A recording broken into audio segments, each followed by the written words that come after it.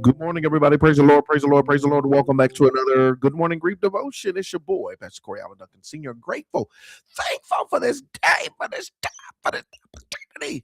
So grateful to have this time to be able to come to you today, leading in a very special way in today's Good Morning Grief Devotion. This is the daily grief devotion that is strategically designed to help you to navigate through your grief one day at a time. What is grief? I'm so glad you asked. Grief, my brothers and sisters, it is the natural, normal, necessary response to loss, change, and transition that results in the expressions of feelings and emotions. Grief is what you feel on the inside. Mourning is how you reveal it on the outside. Therefore, we don't suppress it, but we express it. We don't ignore it, but we explore it. We don't conceal it, but we reveal it. We don't lock it up, but we let it out. That's why we shout good morning, because morning is indeed a good thing. And I'm glad that you're here with us on today as we lead you in a very special way in today's Good Morning Grief Devotion. At our 7 o'clock devotion, we had just been talking about closing the year out, preparing for the new year. And I wanted to see, what does that look like even from a grief standpoint, right? And so we only have, today is December 27th. And so only 4 days left, 4 days left, 4 or 5 days left, something in the year of 2025. We are about to enter to 2026. What does it look like from a grief perspective? So let's talk about it. Today is day 361. We're gonna have a little fun, just a little fun, just a little fun.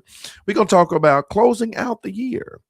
What does it look like to close out the year when you're dealing with grief? Let's talk about it, y'all. Forget the former things. Do not dwell on the past. See, I'm doing a new thing. Isaiah 43. As the year comes to a close, it's natural to look back, to remember what was gained, what was lost. For those who grieve, this reflection can feel heavy.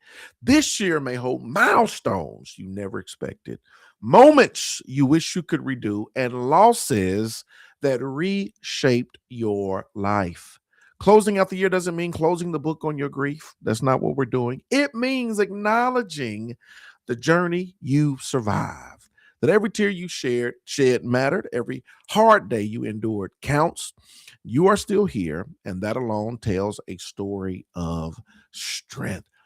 I cannot stress enough the power and the importance of understanding that you are on a grief journey. I like to look at years in terms of chapters, right? So if you had to give chapters, every year is a chapter. What is the title of this chapter? You know how you read a book and every book every chapter has a title to it. What is the title of this chapter? You watch a Netflix series and every episode has a title to it, right? And so even as you navigate through not just the years, but as you navigate through your grief journey, like what would be the chapter? What would be the title of the chapter of 2025, right? As it relates to your grief. If you had to give it a title, if you had to tag a title to this year, what would be what would it be? Because understand, we're on a grief journey every year, right? Every year, at 7 o'clock devotion, we talked about lessons. Every year yields us some lessons, right? Every year, as you navigate through the journey, is different, it's unique. You learn new things about grief, you learn new things about you learn new things about life, you evolve, you grow, right? And so it is important to understand as you navigate through this journey, we're closing out this year. We're not shutting down, our grief. I remember I felt, I tell you all the time, my father passed in December of 2011. And I felt like, I don't know, I was leaving him behind as I was going into the new year. I felt like, man, I'm leaving him behind. He died this year. Part of me didn't want to go into the next year. I didn't want to leave him behind. I wanted to take him with me. It was just this weird feeling I was feeling on New Year's Eve. But the grief journey continues, right? The grief journey continues. We're not leaving anybody behind. We're on a journey, right? So, like, what did 2025 teach you? What would be the title of this year? Going into a new year. It doesn't shut down the grief journey. The grief journey continues, right? So closing out the year doesn't mean closing the book on grief. It means acknowledging the journey you survived. Every tear you shed matters. Every hard day you endure counts. You are still here.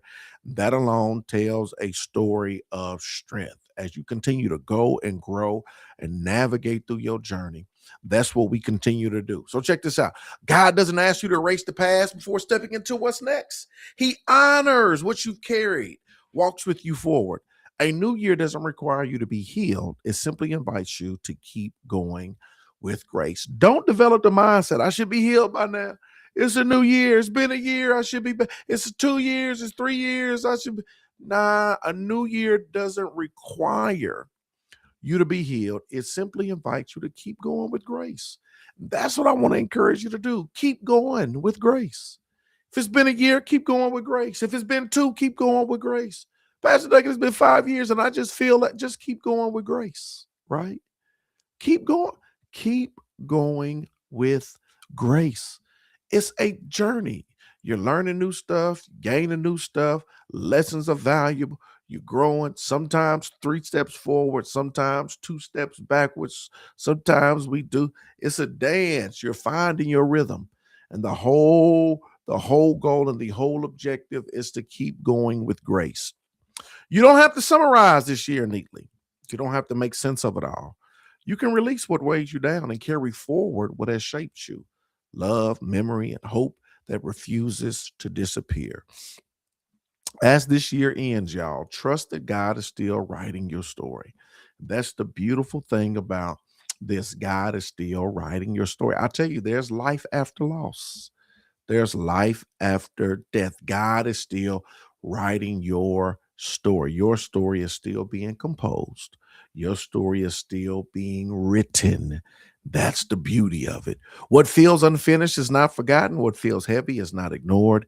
And what feels broken is still held. Here's your point of application, y'all. Take a quiet moment today and pray. Lord, thank you for carrying me through this year. Help me release what I can't carry and trust you with what comes next. Let this closing be gentle and let hope meet you in the new beginning. Today, my brothers and sisters, is day 361. I told you we was going to have a little fun closing out the year. We are closing out the year, but the journey continues. Closing out the year, but this grief journey continues. And I want to encourage you to keep going with grace. Keep going with grace. Keep going with grace. We're gonna make it. We're gonna make it. 2026 bigger and better than ever. 2026, we're gonna keep going with grace. Doing more as a grief community as we navigate through our grief. I appreciate y'all. Love y'all with the love of the Lord. I'm gonna see y'all tomorrow, same time, same place for another Good Morning Grief devotion. Good morning.